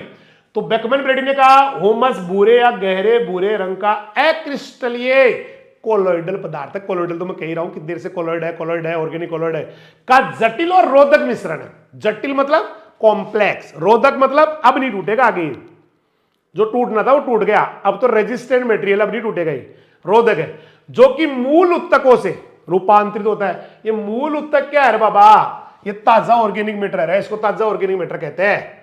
ओरिजिनल टिश्यूज, लिटर है ना, वहां शुरू होता है लिटर से, मूल उत्तकों से रूपांतरित होता है और मृदा के जीवों द्वारा बनाया जाता है। भाई साहब इससे बढ़िया परिभाषा नहीं मिलेगी आपको, हुमस की बहुत मस्त परिभाषा है ना। According to Buckman and Brady, Brady Brady humus is a complex and rather resistant mixture. Complex होता है, जटिल होता है और थोड़ा रेजिस्टेंट होता है, मतलब अब नहीं टूटेगा ये, रेजिस्टेंट अब, जितना टूटना था ना हुमस बन गया। आपने पढ़ा लीटर टूट के डब बन गया, आपने पढ़ा डब टूट के हुमस बन गया, लेकिन हुमस टूट के आगे नहीं बनेगा, हुमस रेजिस्टेंट होता है बेटा, अब नहीं टूटेगा ये। तो रेजिस्टेंट है ना, rather resistant mixture of brown and dark brown amorphous, ये बहुत तगड़ा इंपॉर्टेंट पॉइंट है इसमें, एमोर्फस होता है, क्रिस्टलीय नहीं होता, नॉन क्रिस्टलाइन होता है, इसको एमोर्फस कहते हैं। एंड कोलोइडल ऑर्गेनिक सबस्टांस है, कोलोइडल तो है ही है, organic substance that results from microbial decomposition, जो किसकी वजह से बनता है, माइक्रोब्स के डिकम्पोजिशन बनता है, एंड सिंथेसिस और एंड सिंथेसाइज, सिंथेसिस और संश्लेषण होता है, बनता है, and has chemical and physical properties of great significance to soils and plants, जो प्लांट्स के लिए और सॉइल्स के लिए बहुत ज्यादा महत्वपूर्ण वाले भौतिक गुण रखता है, फिजिकल प्रॉपर्टी रखता है। तो according to Buckman and Brady, humus is a complex rather resistant mixture of brown and dark brown amorphous and colloidal organic substance that result from microbial decomposition and synthesis, है ना, उसके decomposition synthesis बनता है, and has chemical and physical properties of great significance to soil and plants. समझ में आ रहे हो सकाई? तगड़ो आनो से तगड़ो, जबरदस्त आना चाहिए बेटा। आ रहा है? चलिए और आगे आ गया, उतार लिया, स्क्रीनशॉट ले लो, उतार लो, कुछ भी कर लो भाई साहब। हिंदी में फिर रिपीट करता हूं मैं। ह्यूमस भूरे या गहरे भूरे रंग का अक्रिस्टलीय एमोर्फस कोलाइडी पदार्थ का जटिल और रोधक मिश्रण है। रोधक मैंने बोल दिया, आगे नहीं टूटेगा अभी, जो कि मूल उत्तकों से रूपांतरित होता है। टिश्यू जो होते हैं ना, ओरिजिनल बोले तो लीडर से बनता है और कई सारे सॉइल माइक्रोब्स को बनाते हैं। हिंदी में तो ये दे रखा है, इंग्लिश में एग्जैक्ट बकमैन ब्रेडी ने ये डेफिनेशन दिया था, हिंदी में तो ये बना दिया इन्होंने, इंग्लिश की एग्जैक्ट डेफिनेशन है अकॉर्डिंग टू बकमैन एंड ब्रेडी या Beckmann and Brady. Humus is a complex and rather resistant mixture of brown and dark brown amorphous and colloidal organic substance that results from microbial decomposition and synthesis and has chemical and physical properties of great significance to soil and plants. Correct? इसका मतलब humus क्या हो गया? Humus जटिल यौगिकों का मिश्रण है। Humus is a mixture of complex compound. Humus जटिल यौगिकों का मिश्रण है, मतलब बहुत सारे कॉम्प्लेक्स कंपाउंड्स इसके अंदर। तो थस इस प्रकार ह्यूमस क्या भाई साहब? जटिल यौगिकों का मिश्रण है। चलिए ह्यूमस, हाँ ह्यूमस में क्या क्या टूटता है, क्या क्या ना टूटता है, क्या क्या बचता है, थोड़ा बात करते हैं। ह्यूमस में जब विच्छेदन होता है ना, डिकम्पोजिशन, तो प्रतिरोधी पदार्थ जो टूटते नहीं है, बहुत सारे नहीं टूटते, वो इसके अंदर ज्यादा रहते हैं। जैसे लिग्निन, लिग्निन आसानी से नहीं टूटता। कॉम्प्लेक्स प्रोटीन, सीपी ना है, कॉम्प्लेक्स प्रोटीन, जटिल प्रोटीन नहीं टूटता। फैट नहीं टूटता, ऑयल नहीं टूटता, वैक्स नहीं टूटता। वैक्स तो लिखा हुआ था, लिग्निन और वैक्स उसके साथ लिखा हुआ था, है ना। इसके अलावा कई माइक्रोब्स के जो है ना टिश्यूज वगैरह भी इसमें होते हैं। कोई माइक्रोब मर गया बेचारा मिट्टी के अंदर, वो भी तो ह्यूमस में आएगा। और कई चीजें बनती रहती है इनके अंदर, माइक्रोब्स में, सूक्ष्म जीवों में, ये सारे मिलके ह्यूमस बनाते। तो ह्यूमस में कौन कौन रहते हैं? ह्यूमस में जो टूट नहीं पाते वो सब रहते हैं। देखो ह्यूमस में जीवांश पदार्थ के विच्छेदन से प्रतिरोधी पदार्थ, प्रतिरोधी किसे कहते हैं? जो टूट ना पाए वही मिलेंगे भाई साहब, जो टूट गए वो तो टूट गए, और जो नहीं टूट पाए वो ह्यूमस में मिलेंगे। क्या क्या मिलेंगे? लिग्निन है ह्यूमस में, कॉम्प्लेक्स प्रोटीन ह्यूमस में, वसा और तेल मोम माइक्रोब्स के टिश्यूज इसके अंदर ही होते हैं रूपांतरित होके, और फिर वही कोई उससे चीज बनी हुई होती है, सारे मिलके ह्यूमस बनाते हैं। तो humus is formed by the transformation and synthesis of resistant substance such as lignin, complex protein, fats, oils, waxes and tissues of microorganism during the decomposition of organic matter। Humus ये हमारी भरो पड़ो resistant material, क्या क्या भरा पड़ा? Humus में lignin होवे, ह्यूमस में कॉम्प्लेक्स प्रोटीन भी, ह्यूमस में फैट भी होवे, ह्यूमस में ऑयल्स भी होवे, ह्यूमस में वैक्सेज भी होवे, मोम वैक्सेज, ह्यूमस में माइक्रोबियल टिश्यूज भी होवे, है ना, मॉडिफाइड। ह्यूमस में डिकम्पोज्ड ऑर्गेनिक मटेरियल भी होता है, डिकम्पोजिशन ऑफ ऑर्गेनिक मटेरियल, ये सारे होते रहते हैं, टूट सारे के सारे मटेरियल होता है। ठीक है, अब एक्चुअली अगर हम बात करें तो ह्यूमस जो है बेटा वो एसिडिक नेचर की होती है। किसी को बताना मत एसिडिक नेचर की है, एसिडिक एसिड। ह्यूमस या ह्यूमिक जो सबस्टेंस है उसमें 3 तरह के एसिड मिलते हैं, ये आगे तीनों एसिड, 3 टाइप ऑफ एसिड। तो there are 3 types of components found in humic substance, या ह्यूमस का जो मटेरियल उसमें 3 तरह के सबस्टेंस होते हैं। एक का नाम होता है fulvic acid, humic acid, humin होवे ह्यूमस में। फल्विक एसिड, ह्यूमिक एसिड, ह्यूमिन भी एसिड ही होता है, तीनों एसिड ही एसिडिक नेचर के होते हैं।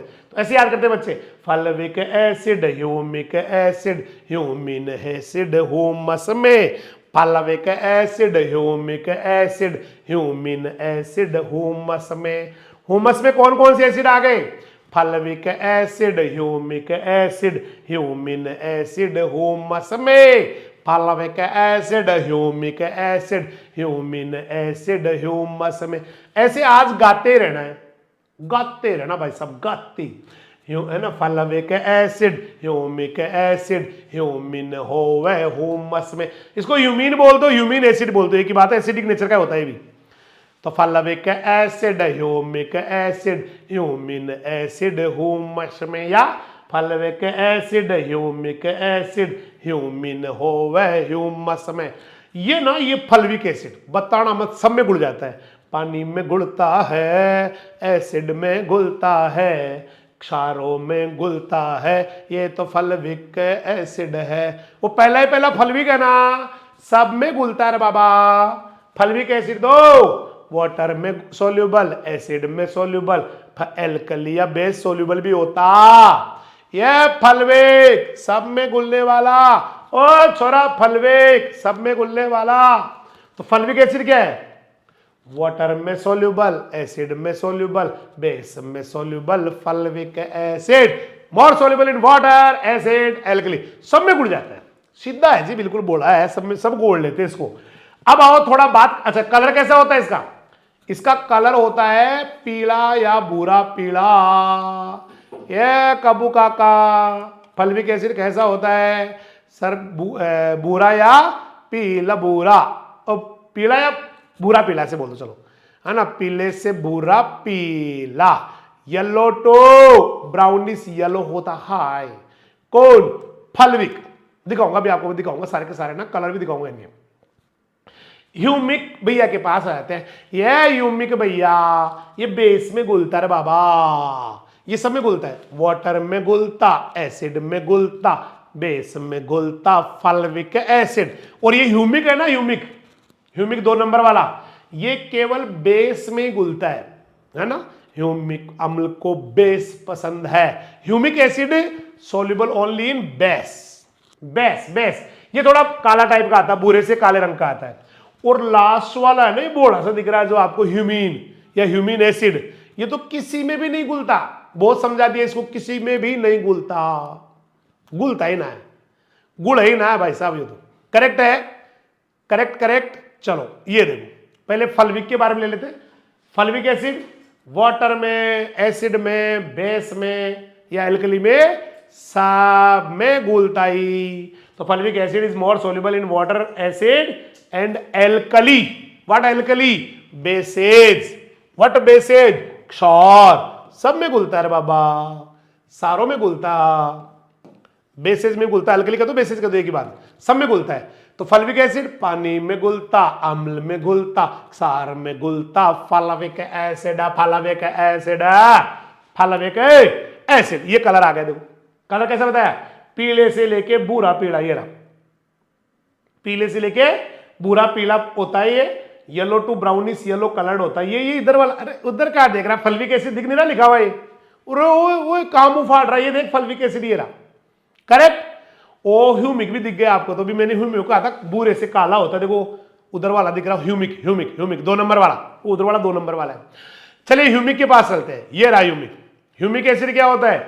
ओनली बेस में घुलता है, मेरे देश में घुलता है, ओनली बेस में घुलता है, केवल क्षार में घुलता है, केवल बेस में घुलता है, केवल क्षार में घुलता है। ठीक है भाई, वो देख लो ना भाई, देख ले किसमें घुलता है? केवल बेस। जैसे पहला कौन आया? फलविक एसिड, सब में घुलता, ह्यूमिक एसिड बेस में। समझ आ गया? कलर दिखाओ ना सर प्लीज, गहरे भूरे से काला होता है। पहला कैसा था? पहला वो था पीले से पीला भूरा, ये कैसा है? भूरे से काला, भूरे से काला होता मतलब ब्राउन टू उसकी तरफ जाएगा, ब्लैक की तरफ। ये देखो अभी थोड़ी देर पहले भी दिखाया था और दूसरा दिखा दिया आपको। सर कलर भी बताओ ना इसका, बता तो दिया भाई, ये कलर ही तो है, और क्या है? ये क्या है ना? Which is dark brown in colour, which is कहते हो, इट इज कहते हो, एक ही बात है, it is dark brown to, या इट लगा, चलो लगा ही दो आप, तो मानो ही मत किसी की, फोटो खींच लो एक बार। वो क्या कंटिन्यूस लाइन में था ना, इसलिए विच लग गया, बस यहाँ पे इट लगा दो बस। अब स्माइल दो, अबे ये स्माइल देना थोड़ी है, तो दांत तड़काना है। Smile smile they the, thank you. अब लेते हैं ह्यूमीन। ह्यूमीन क्या होता है? ओ ह्यूमिन तो मैं जानू हूं, बताया सर अभी, वो किसी में ही ना गुण है, किसी में ही ना गुण है, किसी में ही ना। ये तो होता है क्या, अघुलनशील। ओ ह्यूमिन इनसॉल्युबल, है ना, humin acid is an insoluble substance, ठीक है, इनसॉल्युबल सबस्टांस। नया टॉपिक शुरू हो गया, नया टॉपिक चालू हो गया, करेक्ट हो गयो के, ये इनसॉल्युबल है, किसी में ना गुण है, करेक्ट। चलो शुरू करते हैं। अब लेते हैं प्रॉपर्टीज ऑफ ह्यूमस। पहले लेते हैं फिजिकल प्रॉपर्टी, भौतिक गुण। ह्यूमस के गुण पढ़ेंगे। ह्यूमस के गुण बहुत मस्त है, मैं कहूं भाई जी मजा आ जाता है इसको पढ़ने में। एक तो कैसा कलर का होता है, गहरे बुरे रंग का होता है, काला भी हो सकता है। फिजिकल में रंग आता है, उसके ऊपर चार्ज आते हैं, गुलना नहीं गुलना ये आता है, प्लास्टिसिटी या सुगठता आती है, ये सारे आते हैं। तो पहला फिजिकल प्रॉपर्टी में क्या आया, गहरे भूरे रंग का होता है, कॉम्प्लेक्स, कॉम्प्लेक्स जटिल, जटिल होता है, कॉम्प्लेक्स होता है भाई साहब।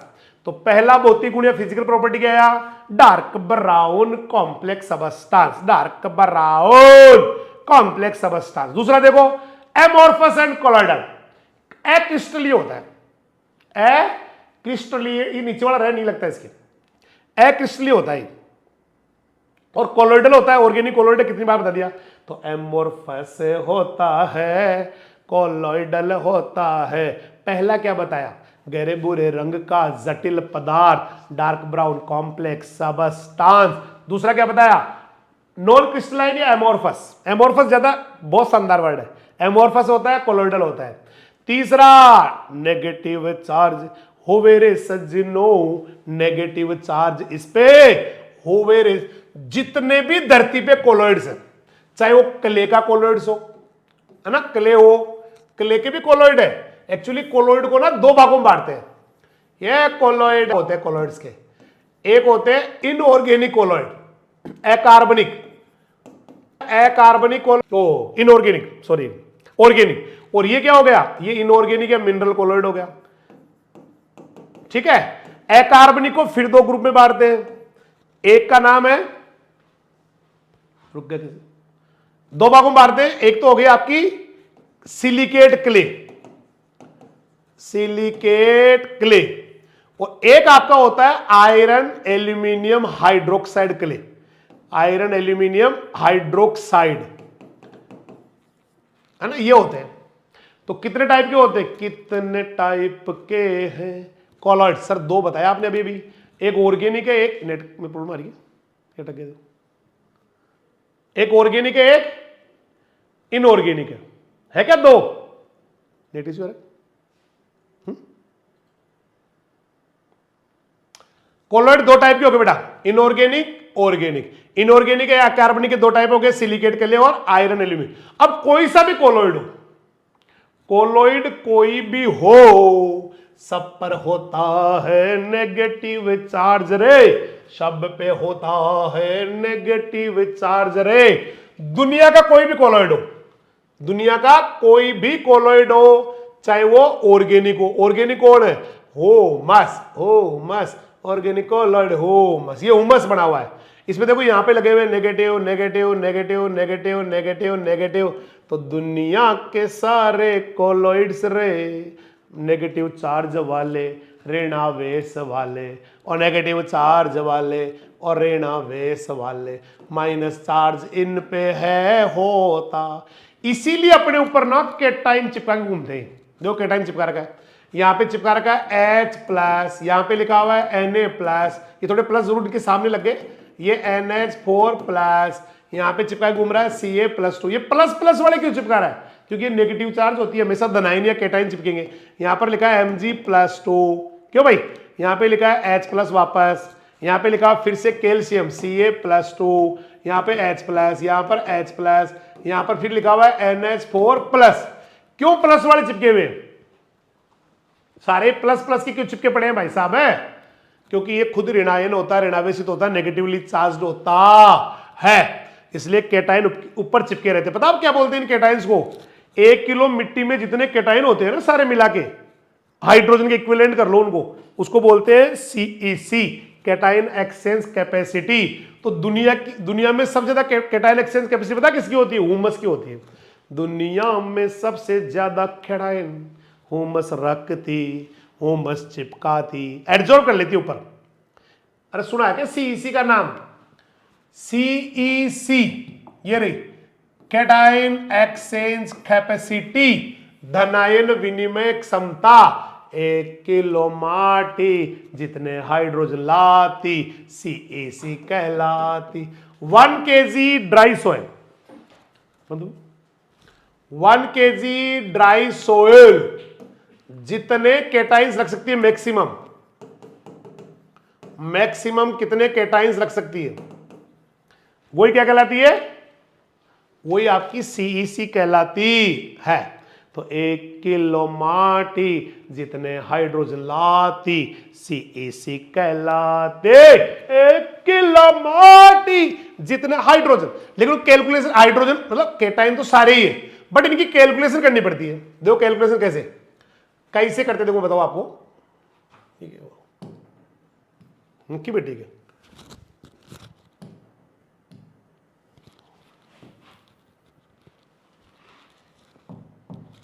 बेटी बड़ा सोगली, बेटी बेटी मिल गई मक्खी, मिल गई मक्खी। बैठ जाती है ना बोर्ड पे, तो टच वाले बोर्ड है, मक्खियां बैठ जाओ। हाँ भाई, इनकी तो कैलकुलेशन कैसे करोगे? जैसे हाइड्रोजन है तो उसको तो 1 सेंटीमोल पर केजी मानेंगे, क्योंकि 1 किलो मिट्टी में निकाल तो पर केजी तो आएगा ही। इसकी यूनिट क्या होती है? सेंटीमोल पर के। किसकी? सीईसी की बात करूं मैं, सीईसी, धनायन विनिमय क्षमता। तो ये जैसे मान लो इसको तो 1 ही मानेंगे आप। तो मान लो किसी मिट्टी में 5 मिल गए, तो 5 इंटू 1 करेंगे 5 सेंटीमोल। सोडियम की वैलेंसी 1 है, इसको भी 1 ही मानेंगे, 1 हाइड्रोजन के बराबर मानेंगे। अमोनियम तो खैर चीज ही अलग हो। कैल्शियम, हाँ अमोनियम भी वो तो 1 ही माना जाएगा, 1 हाइड्रोजन के बराबर है ये भी 1 हाइड्रोजन के बराबर। कैल्शियम की वैलेंसी कितनी होती है? प्लस की 2, तो ये अकेला ही 2 हाइड्रोजन के बराबर है। इसको मतलब ये जैसे 6 मिलेगा तो 6 नहीं होगा, ये 12 हो जाएगा, 12 सेंटीमोल पर केजी। मैग्नीशियम की वैलेंसी कितनी है?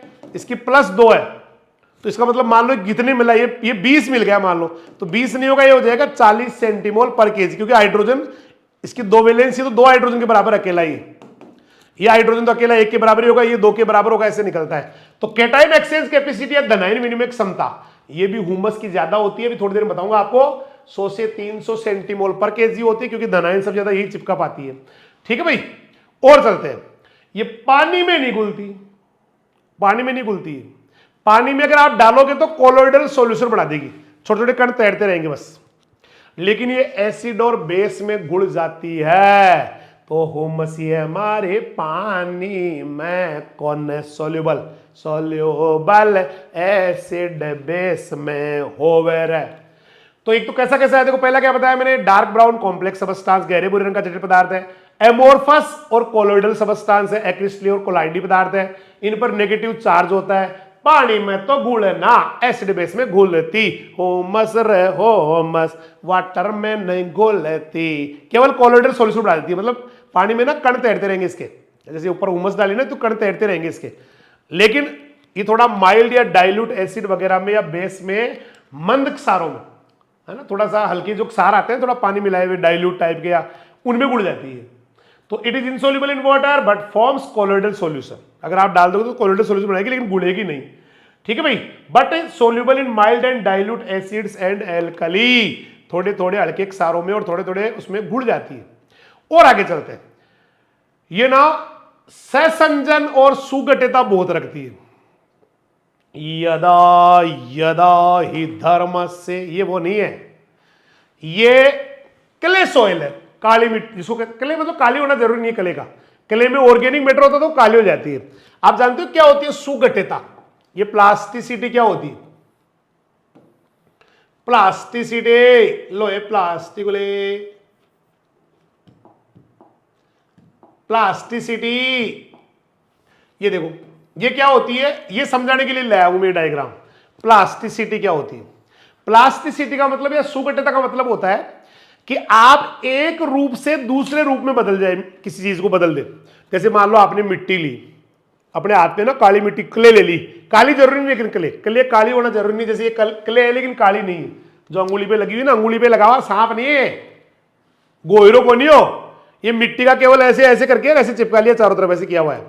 तो अगर आप किसी सॉइल को, मतलब किसी मिट्टी को हाथ में लेके या किसी भी चीज को हाथ में लेके और उसको आपने ऐसे किया, मान लो क्ले को ऐसे किया, तो गोली बन गई। सरदार मैंने आपका नमक है, अब गोली खा। ऐसे किया, उसका धागा सा बन गया। ऐसे किया, बड़कुल्यो बन गया, बड़कुल्या। ऐसे किया, गणेश जी बन गया भाई साहब, उस है ना ऐसे। तो बच्चों ने ट्रैक्टर बना लिए इसके। ये गुण सबसे तगड़ा होता है क्ले का, क्ले मिट्टी का, क्ले मिट्टी का होता है। हालांकि इसमें ज्यादा ये नहीं होता, हुमस में नहीं होता है। हुमस को आप लेोगे ना खाद को, और आप चाहो भाई मैं इसका ट्रैक्टर बना लूं या उसका कोई है ना टायर बना लूं, ये नहीं बनेगा। इसमें सुगठे, पहले तो सुगठिता होती क्या है बता दिया मैंने आपको, कि आपने उसका शेप दबाव लगाया, शेप चेंज, दूसरा रूप बन गया। आपने ऐसे किया, अलग रूप बन गया, है ना, ऐसे होता है। आपने ऐसे किया, गोली बन गई। इसको बोलते हैं प्लास्टिसिटी या सुगठिता, प्लास्टिसिटी या सुगठिता। सहसंजन क्या होता है? सहसंजन होता है समान अणुओं के बीच आकर्षण। समान अणुओं के बीच आकर्षण तो कहलाता है सहसंजन। कौन सा संजन? सहसंजन। इसको भी याद करने के मैंने बच्चों को ना ट्रिक बता रखी, हिंदी में तो बहुत मस्त है इसका, है ना। सहसंजन क्या होता है? ये होता है ब्रह्मा की खा गिरा अंदर भाई,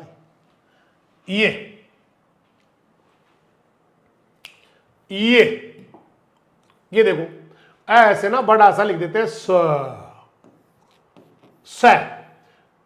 और फिर लिख दिया सहसंजन। होता क्या है? समान अणुओं में आकर्षण, दोनों में से आता है। चलो इसका कलर थोड़ा चेंज कर लेते हैं अपने, नीचे वाले का, इसका, है ना। ये निश्चय तो आएगा ना भाई साहब, यार मजे ले वो भाई थे तो, है ना। मान, ये देखो, इसको याद करने का ट्रिक है कि समान अणु अगर आपस में जुड़ रहे हैं ना भाई साहब, समान समान, पानी पानी के साथ, तेल तेल के साथ, मिट्टी मिट्टी के साथ, है ना, तब तो कहलाता है वो सहसंजन। और सहसंजन को बोला जाता है इंग्लिश में कोहेजन। कौन सा जन है? Cohesion. Attraction between similar particles is called सहसंजन in Hindi, cohesion in English, right. और अगर असमान अणु जुड़ते हैं, जैसे मिट्टी और पानी के बीच में लगाना है कभी, तो फिर ऐसे कर देते हैं, आसंजन। इंग्लिश में कहते हैं अडेजन। आप कभी फेविकोल खरीद के लाए? फेविकोल चिपकाने की चीज, उसके ऊपर लिखा हुआ था अडेजिव, क्योंकि वो अलग अलग चीजों को चिपका देता है भाई साहब। खुद फेविकोल अलग चीज है, अगले को अलग कर देगा, कागज को चिपका देगा, लकड़ी को चिपका देगा। और हिंदी में क्या बोलते हैं? असमान, यानी कि मजेदार चीजें। देखो आसंजन में आता है, असमान अणुओं में भी यही आता है। तो असमान अणुओं का आकर्षण तो कहलाएगा आसंजन, या जुड़ना कहलाएगा आसंजन, जुड़ना, है ना। और समान अणु जुड़ेंगे तो सहसंजन। इंग्लिश में इसको आसंजन को क्या बोलते हैं? अडेजन। तो इंग्लिश वाला तो इनकी हिंदी ऐसे बन सकता है, इंग्लिश वालों को तो अडेजन, अडेजन। लेकिन यहां पर फिर असमान आएगा, अरे भाई साहब समान नहीं है, देखो इसके लगा हुआ, फिर तो ये ऊपर वाला भी मान है। तो समान अणुओं में आकर्षण हो तो उसको बोलते हैं सहसंजन, असमान अणुओं में तो आसंजन। इंग्लिश में समान, सिमिलर पार्टिकल्स का attraction, attraction between similar nature particle या particle of similar nature, that is cohesion. And dissimilar nature के हो ना, अलग अलग नेचर के, तो अडेजन। तो ये इसमें ज्यादा नहीं होता है, होमस में ज्यादा नहीं होता है। होमस का रूप बदलता नहीं है ऐसे लगाने से, ये चिपकती भी नहीं आपस में। तो ना तो ये चिपकती आपस में, इसलिए सहसंजन भी कम, बोले तो कोहेजन भी कम, और प्लास्टिसिटी भी कम होता है। WSC तगड़ी, जलदान क्षमता तगड़ी होती है बेटा। जिस मिट्टी में हुमस या कार्बनिक पदार्थ होता है ना, उस मिट्टी के कण आपस में जुड़ जाते हैं और ज्यादा पानी उसके अंदर रहने की क्षमता रहती है, पानी ज्यादा रुकता है। जलदान क्षमता क्या होती है? केसीए जल की वह मात्रा, केसीए जल की वह मात्रा जो गुरुत्वाकर्षण के विरुद्ध मृदा में शेष रह जाती है, जल धारण क्षमता या वाटर होल्डिंग कैपेसिटी कहलाती है। Total amount of capillary water only, कल भी बताया था मैंने, amount of capillary water which is held against gravity या gravitational force is called WSC, water holding capacity. मस्त होती है, हुमस की शानदार होती है। जिस मिट्टी में हुमस है, पानी ज्यादा रुकता है, ज्यादा नीचे नहीं जाता। फिर एसिडिक नेचर की है भाई साहब, बता तो दिया, एसिड एसिड, इसमें भी गाना गाया आपने, नहीं गाया एसिडिक नेचर? ओ अभी 5 मिनट नहीं हुई। Fulvic acid, humic acid, humin acid humus में, तो एसिडिक एसिड बड़े बड़े हैं। इसका ना इसमें फूलने सिकुड़ने का गुण भी होता है, लेकिन क्ले जितना नहीं होता है। क्ले तो भयंकर सिकुड़ती है। क्ले तो क्या होती है, काली मिट्टी तो, या काली मिट्टी गलत बोलता हूं मैं, बहुत बारीक मिट्टी बोलनी चाहिए। क्ले को जरूरी नहीं काली हो, ऑर्गेनिक मैटर होता तो काली होती है। तो क्ले जो होती है ना, क्ले तो बहुत ज्यादा सिकुड़ती है और पानी आने पे बहुत ज्यादा फूल जाती है। तो इतनी तो नहीं करती, लेकिन इसमें फिर भी ये गुण होता है। क्ले से कम होता है लेकिन होता है ना भाई। तो पानी आने पे ये भी फूल जाती है, क्ले भी फूल जाती है, और सूखने पे ये भी सिकुड़ जाती है, क्ले भी सिकुड़ जाती है। इसके अलावा ना हाइग्रोस्कोपिक होती है, वातावरण से पानी खींचती है उम्मस। ल्या रे नान्या पानी मैं तो राखू पानी, ल्या रे नान्या पानी मैं तो राखू पानी। हाइग्रोस्कोपिक, जैसे यूरिया नहीं होता, यूरिया, अमोनियम नाइट्रेट, ये फर्टिलाइजर क्या करते हैं, आप बाहर रख दो वातावरण में, गीले हो जाते हैं, खुद ही पानी को एब्जॉर्ब कर लेते हैं। तो ये भी हाइग्रोस्कोपिक होता है, पानी को एब्जॉर्ब करने वाला सबस्टांस है, जलग्राही होता है, आर्द्रता ग्राही होता है, यूं कह दो। और ये 2 से 6 गुना ज्यादा, जितना इसका वजन है ना, उससे 2 से 6 गुना ज्यादा पानी एब्जॉर्ब कर लेता है। ओ 1 किलो हुमस और फिर बाद 2 किलो पानी ले ले, यस। 1 किलो हुमस बाद 3 किलो भी ले ले, यस। 4 किलो भी ले सके, यस सर। 5 किलो भी, यस सर। 6 किलो भी, यस सर। जितना इसका वजन है उससे कितना गुना पानी ले सकती है वातावरण से, एनवायरमेंट से या हवा से, तो 2 से 6 गुना। सर ये तो बात मेरे जची ना है भाई, 1 किलो ही हुमस है तो 6 किलो पानी भी ले सकती है, ले सकती है। फिर 5 भी ले सकती है, फिर तो ले सकती है भाई साहब। फिर तो 3 भी, वो तो कितना भी ले सकते हैं भाई साहब, 2 के और 6 के बीच में।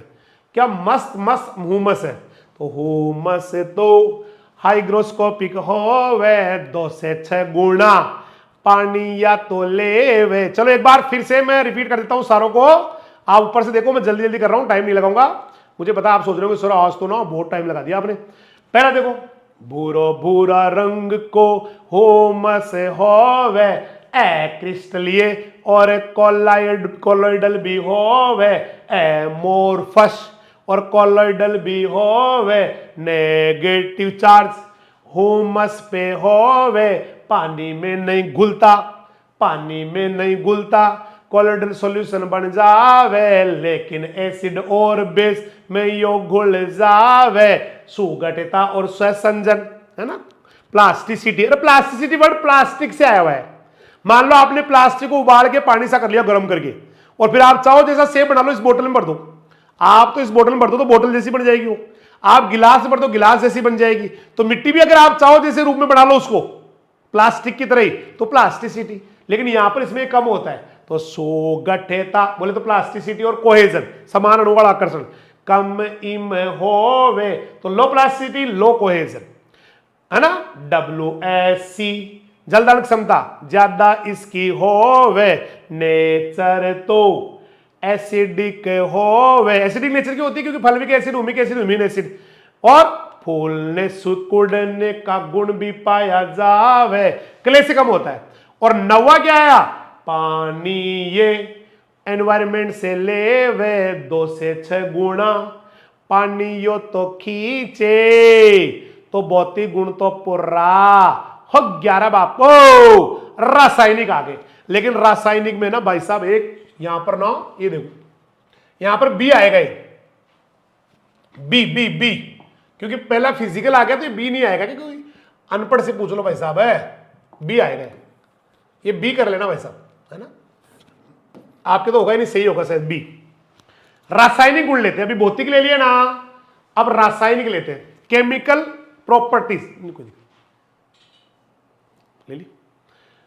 देखो क्या क्या होता है, होमस में कार्बन तो 55 से 60, होमस में कार्बन तो 55-60, होमस में हाइड्रोजन है 4 से 5, होमस में ऑक्सीजन है 35 से 40, होमस में नाइट्रोजन है 3 से 6, होमस में फॉस्फोरस सल्फर आयरन जैसे कई सारे न्यूट्रिएंट भी होवे। याद ही कर लो अतवादी।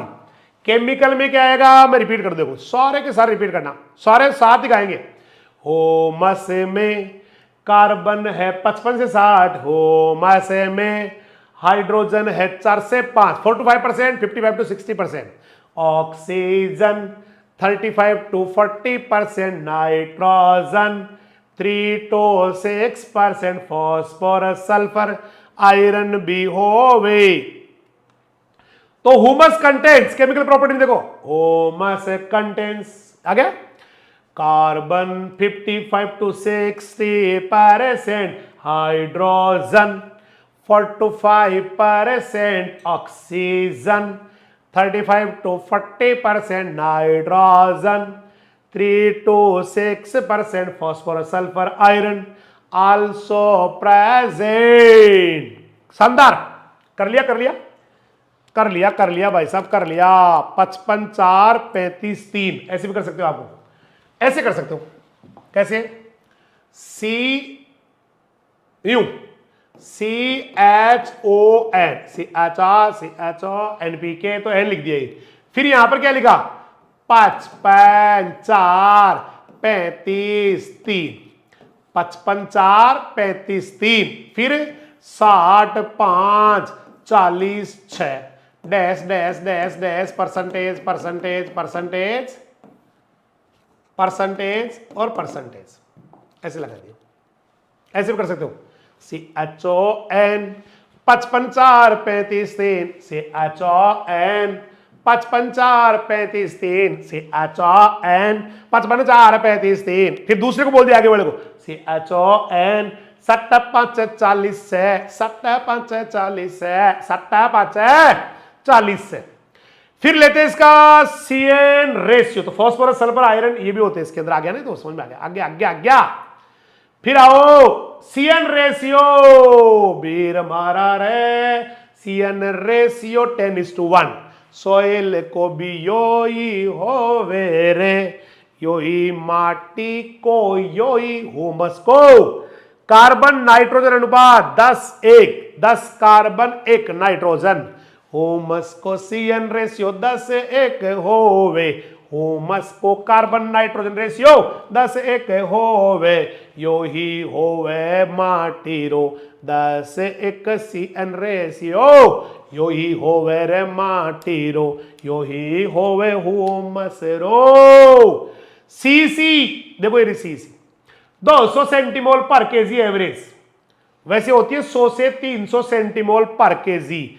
सीसी मैंने थोड़ी देर पहले ही बताया रे बाबा, ये तो आडी ह्यूमस दिख रही है, यहाँ पे ह्यूमस है, अकेस है, या तो ह्यूमस है, ह्यूमस लिखा देखो, ह्यूमस पार्टिकल नेगेटिवली चार्ज, ये नेगेटिव चार्ज इसके ऊपर, यहाँ पर माइनस चार्ज है, यहाँ माइनस माइनस माइनस माइनस, इसलिए क्या चिपके हुए देखो, कैटायन।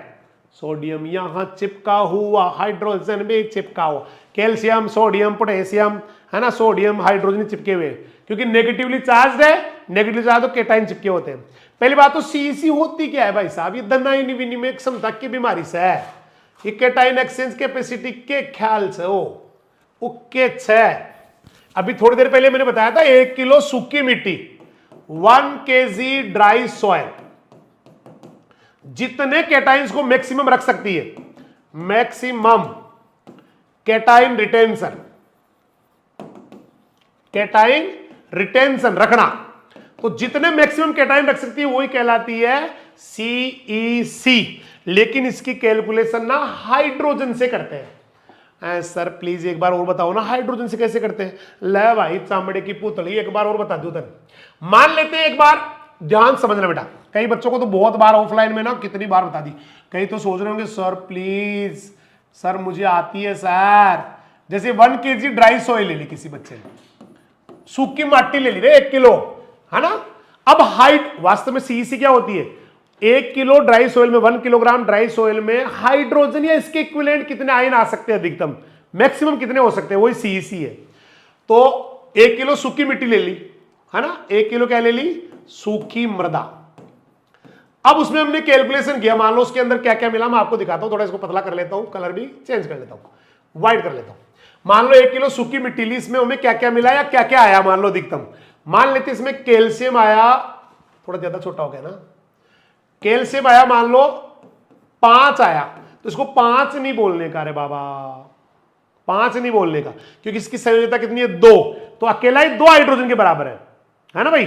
तो इसको बोलेंगे 5 गुणा 2, क्योंकि हाइड्रोजन के बराबर बनाना पड़ता है इसको, हाइड्रोजन के तुल्य बनाओ इसको। तो ये हो गया 10 सेंटीमोल पर केजी। इसकी इकाई होती है सेंटीमोल पर केजी, क्योंकि 1 किलो में निकाल रहे हो ना आप 1 केजी में, तो सेंटीमोल होता है और 1 केजी में निकलता है। अब मान लेते हैं मैग्नीशियम मिल गया, मैग्नीशियम की वैलेंसी भी 2 ही होती है, और मैग्नीशियम मिल गया मान लो 2, तो ये 2 नहीं माना जाएगा। एक मैग्नीशियम 2 हाइड्रोजन के बराबर, तो फिर 2 कितने के बराबर हो जाएंगे, 4 के बराबर। तो ये आ गया 4 सेंटीमोल पर केजी। मान लेते हैं हाइड्रोजन मिला 5, तो उसको 5 ही मानेंगे, 5 सेंटीमोल पर केजी। मान लेते हैं पोटेशियम मिल गया 3, तो उसको भी 3 ही मानेंगे, 3 इंटू 1 ही मानेंगे, मतलब वो का वही मानेंगे क्योंकि वैलेंसी 1 है ना। तो ये हो गया आपका 3 सेंटीमोल पर केजी। मान लेते एग्जांपल लेते कि एल्यूमिनियम की 3 वैलेंसी है और एल्यूमिनियम मिल गया 7 एल्यूमिनियम है इसमें, तो इसको 7 नहीं मानेंगे, 7 इंटू 3 21 सेंटीमोल पर केजी मानेंगे। और इनको सबको जोड़ लो फिर, 10 4 14, 14 और 5 19, 19 और 3 22, और 22 और 21 43। तो इसका पूरी सीईसी कितनी आ गई इसकी, मैं जोड़ने में सही तो हूं ना भाई साहब, गलत हो जाए तो घर की बात है, कोई नहीं। 10 4 14 5 19 3 22, और 22 और 21 ये हो गए 43। तो इसकी सीईसी क्या आ गई, 43 सेंटीमोल पर केजी। ऐसे निकलती है, ऐसे निकलती है। तो 1 किलो अगर आपकी ह्यूमस है तो कितने केटाइन को रख सकती हो, उसकी केटाइन रखने की क्षमता होती है 100 से 300 के बीच में, 100 से 300 रख सकती है, जो दुनिया में बेहतरीन है, बहुत ज्यादा है। तो देखो क्या है, इसकी धनायन विनिमय क्षमता होती है 200 एवरेज हो तो, और वैसे होती कितनी है 100 से 300 सेंटीमोल पर केजी। तो it's average cation exchange capacity is 200, but वैसे होती है 100 to 300 कर दो, या 150 to 300 भी कर देते हैं। सेंटीमोल पर केजी होती है, इसकी एक यूनिट और आती है कोई, सेंटीमोल प्रोटोन पर केजी, ऐसे भी लिखते हैं इसको, सेंटीमोल प्रोटोन पर केजी भी लिखते हैं। 2 यूनिट हो गई इसकी, है ना, सेंटीमोल, ये 2 लिखते हैं, यूं भी लिखते हैं, सेंटीमोल प्रोटोन पर केजी, ऐसे लिखते हैं, सेंटीमोल, फिर ब्रैकेट में लिख दिया प्रोटोन, फिर पर केजी, ऐसे भी लिखते हैं। और हाइड्रोजन के इक्विवेलेंट, एक हाइड्रोजन से इसकी कैलकुलेशन करते हैं, ये इसकी यूनिट है भाई साहब, यूनिट है, unit unit unit unit unit, ठीक है। आगे बढ़ते हैं, ठीक है। अब देखो इसमें और क्या क्या केमिकल प्रॉपर्टी पढ़ रहे हो आप, रासायनिक गुण पढ़ रहे हो।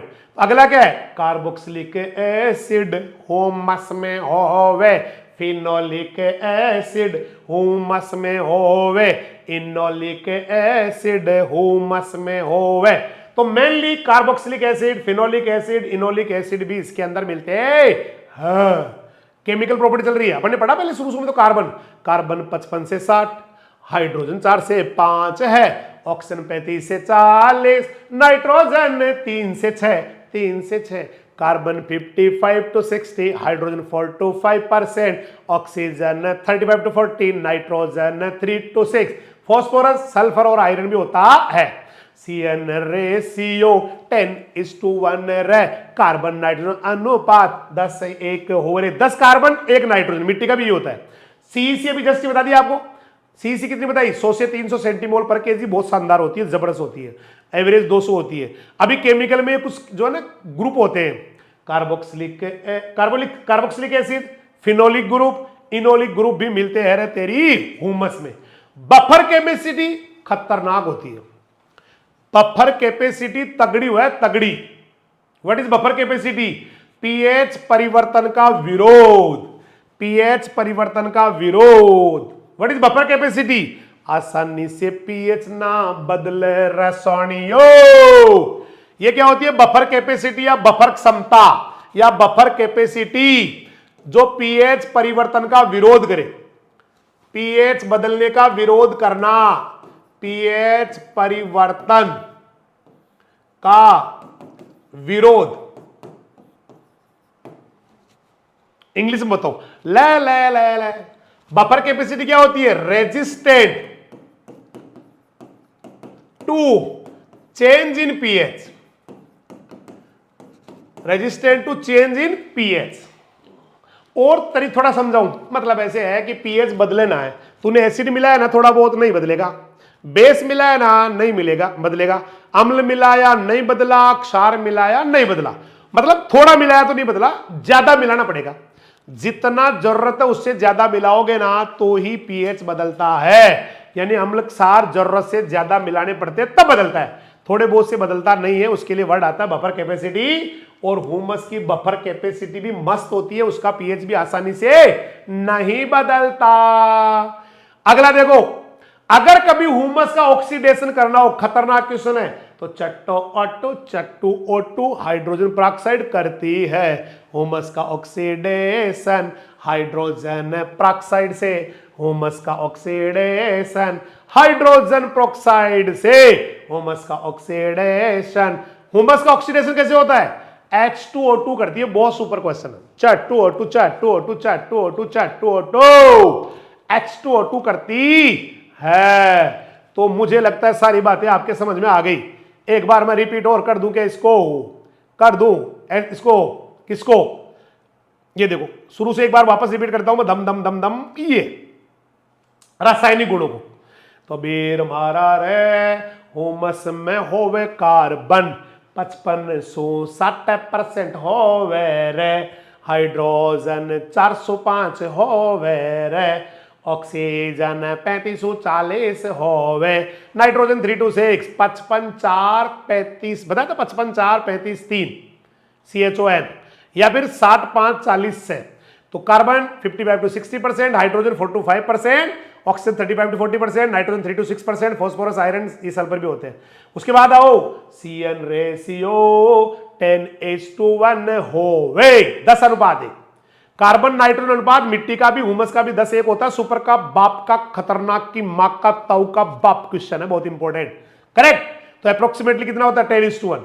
CAC तो 200 होवे, लेकिन 100 से 300 के बीच में होती है सेंटीमोल पर केजी में। मैंने बता दिया 1 किलो माटी जितने हाइड्रोजन लाती CAC कहलाती, 1 किलो माटी जितने हाइड्रोजन लाती CAC कहलाती। तो 1 किलो ह्यूमस जितने हाइड्रोजन है, इसके इक्विवेलेंट आयंस को ज्यादा ज्यादा रख सकती है, हाइड्रोजन इक्विवेलेंट बनाना पड़ेगा, उसको CAC कहते हैं, खतरनाक होती है इसकी। और क्या होता है? कार्बोक्सिलिक ग्रुप ह्यूमस में, फिनोलिक ग्रुप ह्यूमस में, इनोलिक ग्रुप ह्यूमस में, बफर कैपेसिटी, ओ हो रामजी महाराज, कहीं उभय प्रतिरोधक क्षमता है, कहीं प्रतिरोधक क्षमता। व्हाट प्रतिरोधक क्षमता? इसका पीएच आसानी से नहीं बदलता, बफरिंग कैपेसिटी खतरनाक होती है। और इसका लास्ट छठा पॉइंट है, ऑक्सीडेशन करवाए लो, हाइड्रोजन पेरोक्साइड तेरे पास है, H2O2 तेरे पास है, आहा ओ हो ए हे। अरे ह्यूमस का ऑक्सीडेशन करवाए लो, H2O2, हाइड्रोजन पेरोक्साइड क्या होती है? H2O2। तो ह्यूमस का ऑक्सीडेशन करवाए लो, H2O2 तेरे पास है, हाइड्रोजन पेरोक्साइड तेरे पास है, चट्टू तेरे पास है, आहा ओ हो ए हे। तो केमिकल प्रॉपर्टी में छठी समझ में आ गई।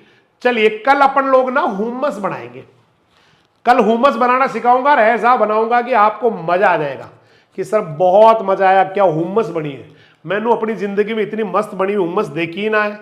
तो कल आपके सामने ह्यूमस बनाने वाले हैं, फिर उसके फैक्टर्स या उसका जो है ना वो कैसे मिट्टी को अफेक्ट करती है वो भी पढ़ने वाले हैं। हम तो भाई साहब पढ़ते जा रहे क्यों। तो कल मिलते हैं 7 बजे, थोड़ा पहले आ जाओ, 5-7-10 मिनट पहले, ठीक है। तब तक के लिए सभी से विदा लेते हैं। नमस्कार, जय हिंद, जय राज, जीत हमारी जिद है।